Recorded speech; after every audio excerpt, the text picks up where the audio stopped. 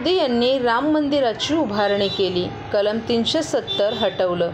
मागील 10 वर्ष एकही सुट्टी न घेता पंतप्रधान मोदी यांनी काम केलं। त्यांचा जन्म राष्ट्रनीतीसाठी झाला असून मोदी यांना तिसऱ्यांदा पंतप्रधान करण्यास जनता आतुर झाली आहे। मोदी यांना हरवणं सोपं नाही तर केवळ अशक्य आहे असा विश्वास मुख्यमंत्री एकनाथ शिंदे यांनी व्यक्त केला आहे। आईचं दुःख बाजूला ठेवत देशसेवा करणारे पंतप्रधान नरेंद्र मोदी कुठे आणि दुसऱ्या बाजूला आईचा पदर पकडून राजकारण करणारा राहुल गांधी कुठे, हा फरक जनतेने ओळखलाय अशी टीकाही मुख्यमंत्र्यांनी केली। टेंबी नाका येथील आनंद आश्रमात मुख्यमंत्री एकनाथ शिंदे यांच्या उपस्थितीत माजी खासदार संजय निरुपम आणि काँग्रेसच्या शेकडो कार्यकर्त्यांनी काल शिवसेनेत जाहीर प्रवेश केला। यावेळी मुख्यमंत्र्यांनी संजय निरुपम आणि काँग्रेसमधून शिवसेनेत प्रवेश केलेल्या पदाधिकाऱ्यांचं स्वागत केलं। संजय निरुपम यांच्या शिवसेनेत येण्यानं काँग्रेस रिकामी झाली आहे। त्यांच्या अनुभवाचा फायदा शिवसेनेला नक्कीच होईल। त्यांच्यासोबत आलेल्या सर्व कार्यकर्त्यांचा पक्षात सन्मान राखला जाईल अशी ग्वाही मुख्यमंत्र्यांनी यावेळी दिली। मुंबई हे आंतरराष्ट्रीय दर्जाचं शहर आहे, त्या दृष्टीनं इतकी वर्ष सत्तेत असणाऱ्यांनी या शहराचा विकास करायला पाहिजे होता। मात्र दुर्दैवाने त्यांनी मुंबईकरांचा विचार केला नाही, त्यांनी फक्त स्वतःचा विचार केला असा घाणाघातही मुख्यमंत्र्यांनी उभाटा गटावर यावेळी केला। बाळासाहेबांच्या विचारानुसार काम करताना काँग्रेसमध्ये अडचण येत होती, ती अडचण आता दूर झाल्याचं संजय निरुपम यांनी सांगितलं। शिवसेनेला मजबूत करण्यासाठी पक्षात आपण प्रवेश केलाय। 20 वर्षांनंतर कुटुंबासह स्वगृही परत येत आहे। महायुतीच्या मुंबईतील 6 जागा निवडून येणार असा विश्वासही संजय निरुपम यांनी व्यक्त केलाय।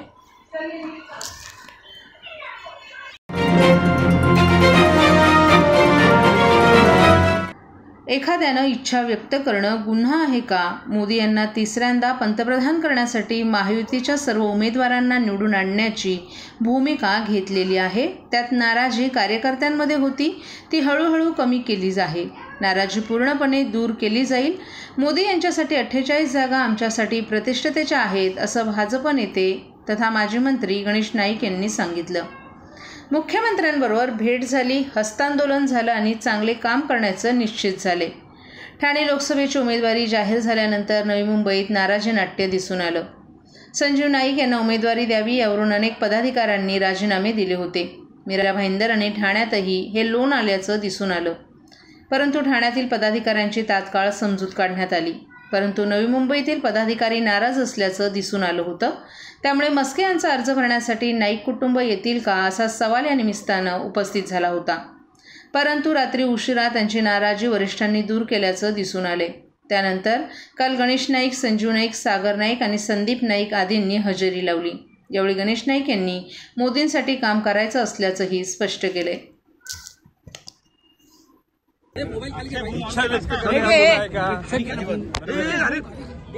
माननीय पंतप्रधान मोदीजींना तिसऱ्यांदा पंतप्रधान बनवण्याकरता एकूण महायुतीच्या सर्व उमेदवारांना निवडून आणण्याची भूमिका घेतलेली असल्याकारणाने नाराजी होती कार्यकर्त्यांमध्ये, ती आस्ते आस्ते आम्ही काढत आणली।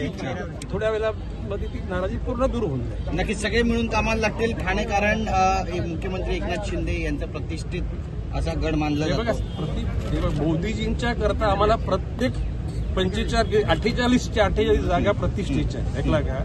तर ज्या ज्या ठिकाणी कार्यकर्त्याला जबाबदारी, ती कार्यकर्त्याची जबाबदारी पूर्ण करणार आहेत आणि मोदीजींच्या करता सगळे महायुतीचे कार्यकर्ते कामाला लागतील हा विश्वास आम्ही व्यक्त करतो। मुख्यमंत्र्यामुळे हा नाराजी समोर आली होती, त्यामुळे ही आली होती, खरं आहे, तुम्ही ते नवी काल बघितलं। परंतु कार्यकर्त्यांना आम्ही सांगितलं की मोदीजींना तिसऱ्यांदा प्राईम मिनिस्टर बनवण्याकरता आपल्याला सर्व गोष्टीला दाबून धरायला लागेल आणि आपल्याला योग्य पद्धतीने काम करायला लागेल। मुख्यमंत्र्यांची आपली भेट झाली, आपली चर्चा झाली काय विषयावरती? मुख्यमंत्र्यांची आपली भेट झाली, हस्त आंदोलन झालं आणि चांगलं काम करायचं ठरलं। चला चला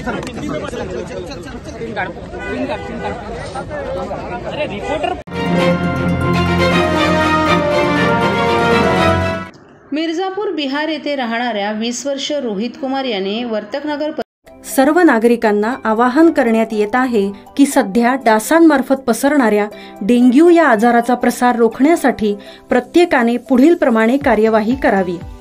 डेंग्यू आजार एडिस इजिप्ती हा डास चावल्याने होतो. या डासांची पैदास साचलेल्या किंवा साचवलेल्या स्वच्छ पाण्यामध्ये होते. 8 दिवसांपेक्षा जास्त दिवस पाणी उघडे व साचून राहिल्यास त्यात डास अंडी घालतात. अंड्यांच्या अळ्या तयार होऊन पुढे डास तयार होतात. यासाठी आपल्या घरातील पाणी साठे उदाहरणार्थ बॅरल्स, पिंपे, टाक्या, हौद, रांजणे इत्यादी दर आठवड्याला रिकामे करून घासून पुसून कोरडे करून पुन्हा भरावे. 1 दिवस कोरडा दिवस म्हणून पाळावा. पाणी साठ्यांना घट्ट झाकणे बसवावीत किंवा जुनी साडी, चादर, धोतर यांनी बांधून झाकून ठेवावीत, म्हणजे डास त्यात जाऊन अंडी घालणार नाहीत. घराच्या गच्चीवर, आजूबाजूला, अंगणात कोठेही पाणी साचू देऊ नये. भंगार सामान उघड्यावर टाकू नये. उदाहरणार्थ टायर्स, प्लास्टिक सामान, कुंड्या, टाकाऊ वस्तू इत्यादी.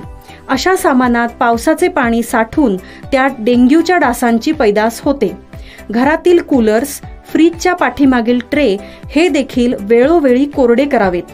लक्षात ठेवा, नुसत्या फवारणीने डास घनता कमी होत नाही, तर त्यासाठी डास पैदास ठिकाणे नष्ट करणे ही आपल्या सर्वांची जबाबदारी आहे. कोणताही ताप अंगावर न काढता जवळच्या शासकीय रुग्णालयात मोफत औषधोपचार घ्या. अशा प्रकारे नागरिकांनी सहकार्य केल्यास डेंग्यूचा प्रसार रोखणे सहज शक्य आहे.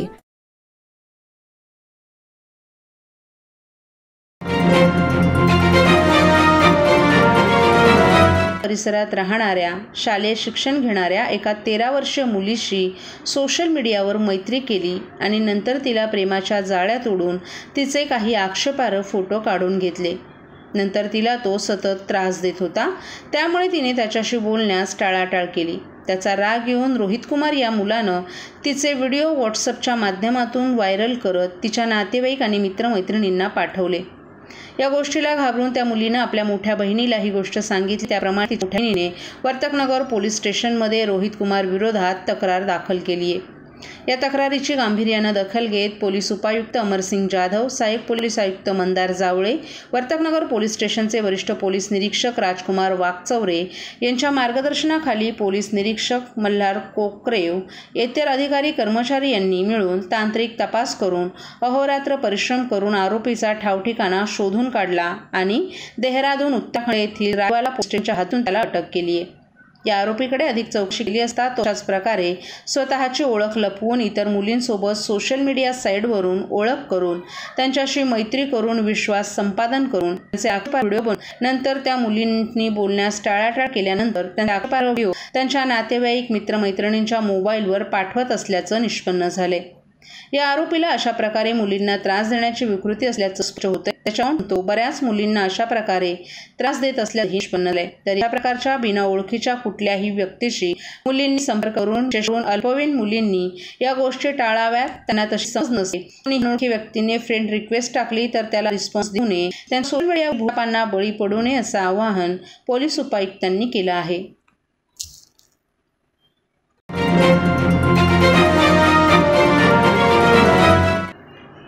महाविकास आघाडी शिवसेना उद्धव बाळासाहेब ठाकरे पक्षाचे उमेदवार राजन विचारे यांनी आज ठाण्यातील कोपरी पाचपाकडी भागात जोरदार प्रचार केला. आपली निशाणी मशाल, शिवसेना जिंदाबाद या घोषणेनं कोपरी परिसर दुमदुमून गेला होता.